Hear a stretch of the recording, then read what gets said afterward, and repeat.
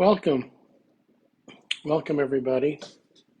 This is our second night that we're going to discuss what's happening in Jerusalem and in Israel today. Really, the area is called Otef-Azah. Otef-Azah in English represents um, the envelope around Gaza. And when we talk about the envelope around Gaza, we're talking around really the neighborhoods or settlements. You might want to use the word cities. I guess it's depending on the size of the country that you live in, how you see it, but settlements, neighborhoods for a country our size is kind of how we identify the groups of where we live and where we uh, cohabitate as a nation. What I have on my screen right now is a screenshot of what's called red alert, and uh, it says red alert in Jerusalem. The reason that I photographed this was because it lists mom and dad's neighborhood, Vaseret Zion, on it. And these alerts are live alerts. In the United States, think of Amber Alerts, uh, think of tornado alerts, or any type of alert that you want the society to receive, and it's live fed, right? As it happens, these alerts show up. Um, it goes through people's phones. It goes to the TV stations. It doesn't matter if it's a news alert like this, or if it's a TV show that you're watching with the family. And what you see popping up on the side is a list of neighborhoods. Again, like I said, cities, neighborhoods uh, that are under imminent attack of missiles that have been launched that are heading their way. And if the list is larger than the size of the screen, the list will, basically flicker and change to show the different places that are under imminent attack. What that means for the citizens is they are uh, basically asked to go to their bomb shelters. And if they don't have a bomb shelter, a public shelter. If it's not a public shelter and you happen to be driving and this shows up on your phone, they educate you to pull off the side of the road and either get low in a ditch or right next to a wall or a structure of some sort, to reduce the chance of you being harmed. And this can happen anytime. It can happen any hour of the day. What we've seen in this particular uh, attack that we've received is that they are shooting thousands of rockets at the same time, um, all the way to Jerusalem and south, all the way down to the different cities that are uh, around the Gaza Strip.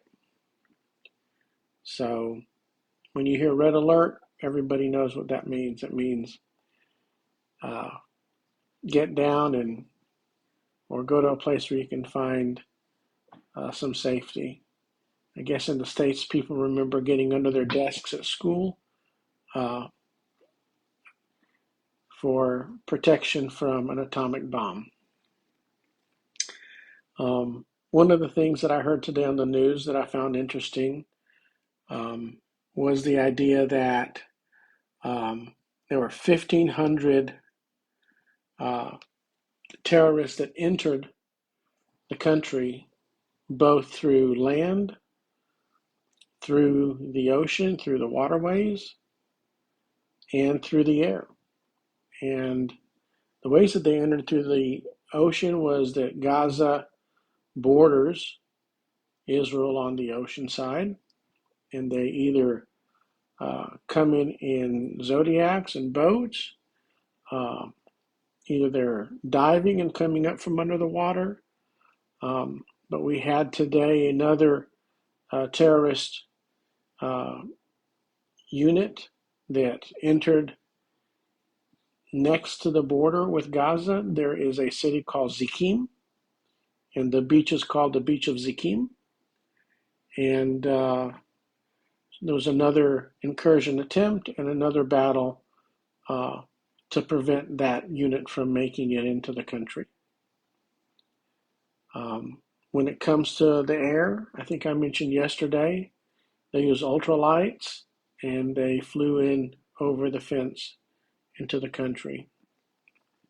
They have breached uh, the fencing that we've had in that border in a number of places, and Israel has maintained some semblance of a border by engaging with the terrorists through air, either through uh, Apache helicopters, drones, and soldiers, but mostly through the air uh, on both sides of the fence, uh, eliminating any threat from that area.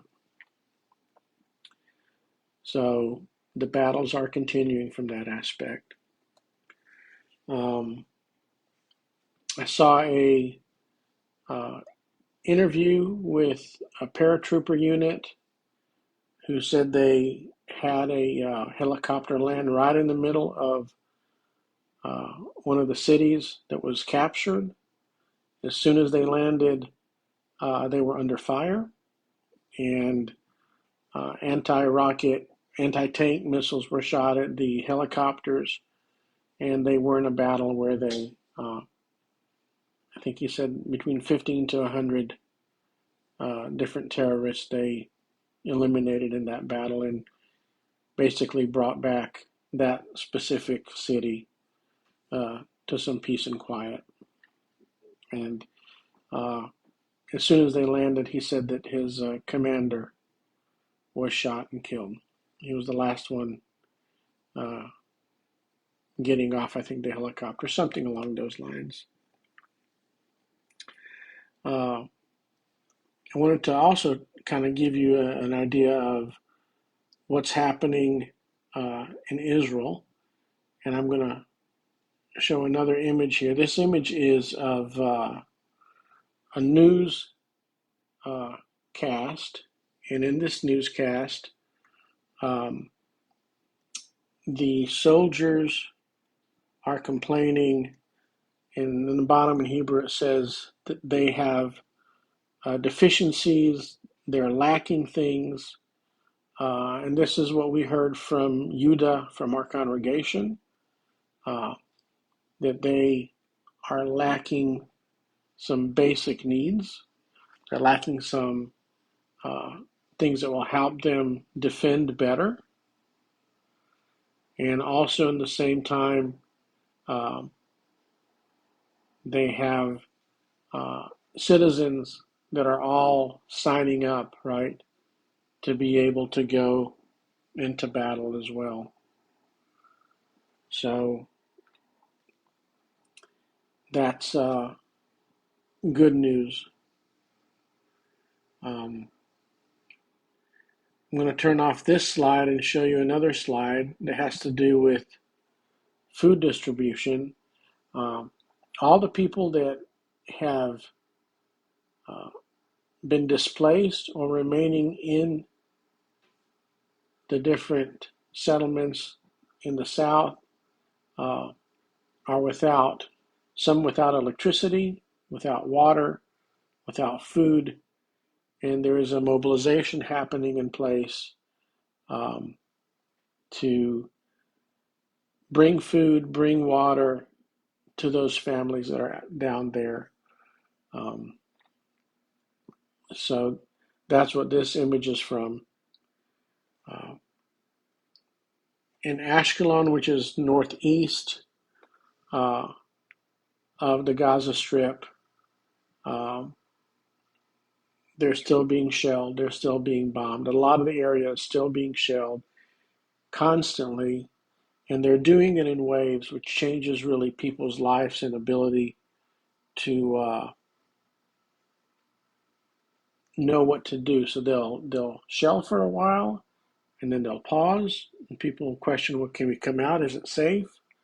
And then they'll start shelling again the same area.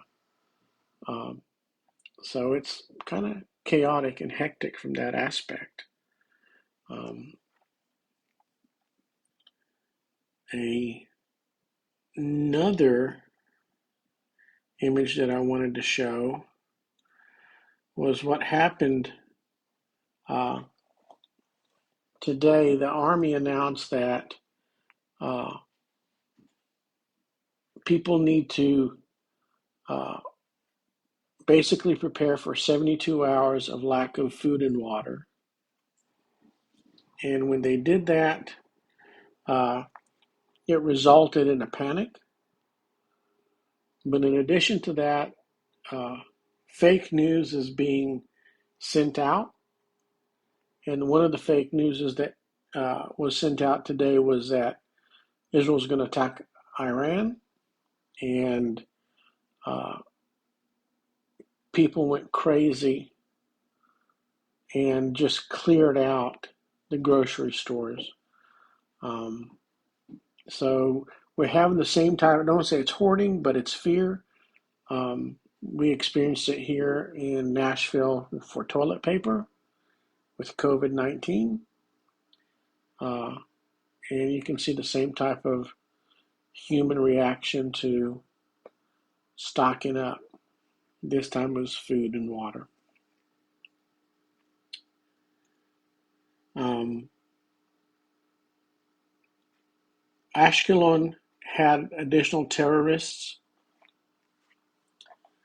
that uh, were trying to commit additional atrocities, and the military and the police engaged with them. They eliminated the threat, and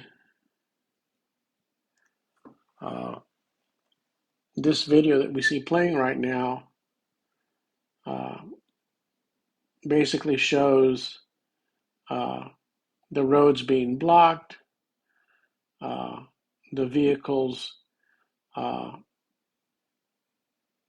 being searched, or having permission to, uh, if they're safe or not safe to go through, right? Later on in the show presentation here is that they uh, give the notice that they actually eliminated the terrorists, and they're giving an update on that engagement that they had with the terrorists. So I don't know if you, I don't think we get all this kind of detail, right? Um, this is John Kirby from the White House. One of the things that they uh, wanted to demonstrate was that the whole world is basically uh, engaged with what's happening with Israel. And they invited a lot of the press from the world to come down and view the location where the heinous crimes took place. And I think the world was basically surprised to see how bloody, how cruel this event was. Also, you could see around the world, they showed on the news the different engagements of support from Paris and Germany and some cities in the United States. I think that really gives people a lot of hope and a lot of comfort, uh, knowing that the world is with them. Uh, those images that we saw of people that were taken back to Gaza uh, were American citizens in some cases. I know there's some from Germany, but they're not all Israelis that have been captured. And the United States today was very careful not to name how many American citizens are actually in the hands of Hamas. I want to also take a second and kind of share with you something else, and that is that up north today, uh, Israel has returned fire to Lebanon. There were 15 rockets that came from Lebanon. Um, so Israel did not sit back and let that go without an answer. They want the North to know, they want Lebanon to know that we're able to uh, engage with terrorists in the country, in the southern border, and we're prepared in the northern border as well.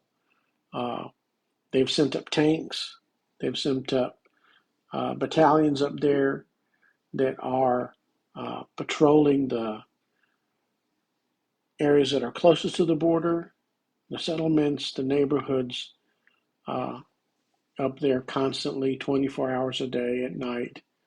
I saw videos of tanks driving through the streetways, uh, giving the citizens uh, a show of force and a sense of hopefully feeling secure that the military is up there and is prepared. I'm going to fast forward this video. You can see the soldiers are sitting there and the tanks. I'm going to see if we can get to the row of tanks. What you see in the sky there is, again, in the envelope of Gaza, they're shooting rockets again. Uh, and that's the Iron Dome shooting and trying to take some of them out. That's what those clouds are. But up here in the north with Lebanon, uh, if I scroll fast enough, uh, maybe I bypassed it, but there's a whole bunch of tanks lined up. That's always impressive as a child to see all those tanks. I'm going to scroll to a section actually in the newscast today, which is this gentleman right here. And I'm going to tell you about what he does. It's mostly Orthodox Jews. It's a volunteer organization. It's an acronym called Zaka, and it is basically an organization that engages with retrieving or rescuing uh, bodies of individuals that died in an unnatural manner. Um, it is something that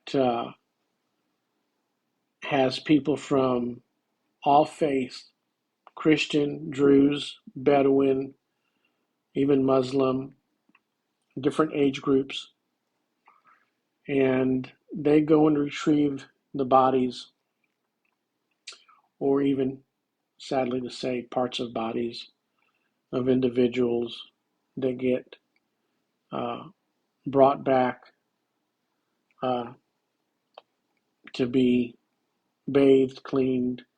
I don't want to use the word processed, but they go through the forensics that need to happen when bodies are recovered.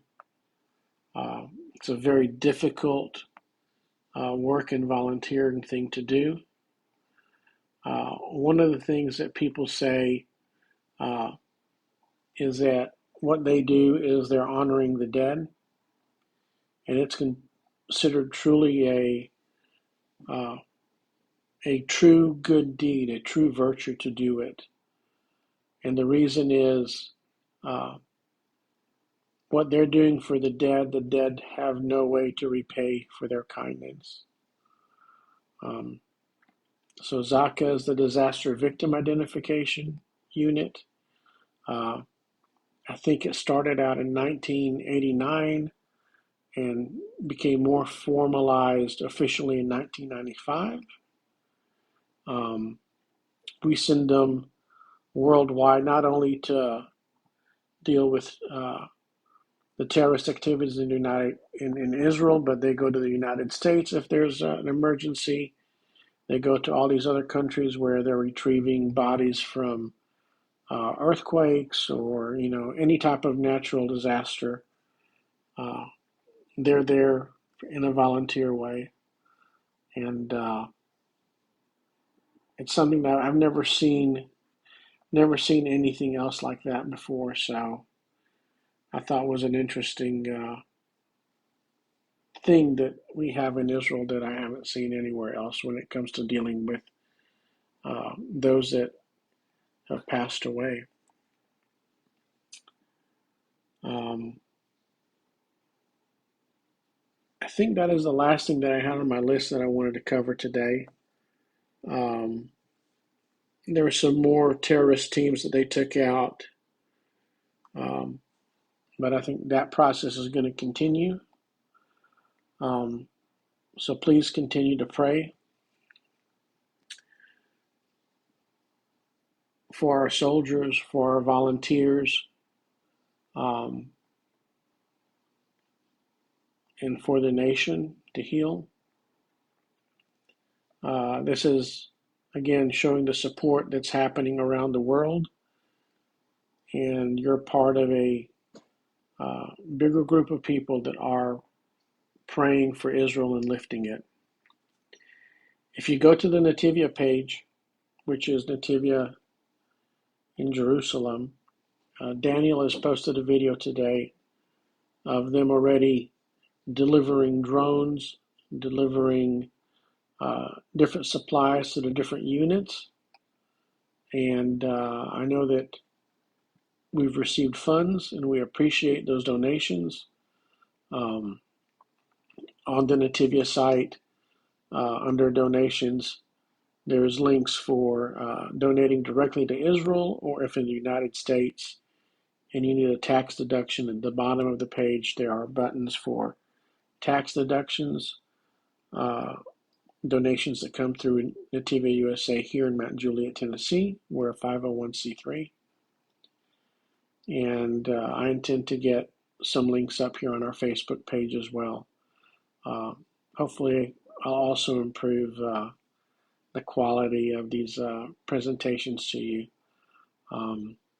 I'll be traveling the next 3 days, but I will make an effort to give an update, uh, even if it's shorter than the couple that we've done the last 2 nights that have been 20 minutes. But I just want to share what comes out of Israel, uh, and appreciate your time tonight. May God bless you all. And we love you. We feel the love. And shalom. Laila Tov.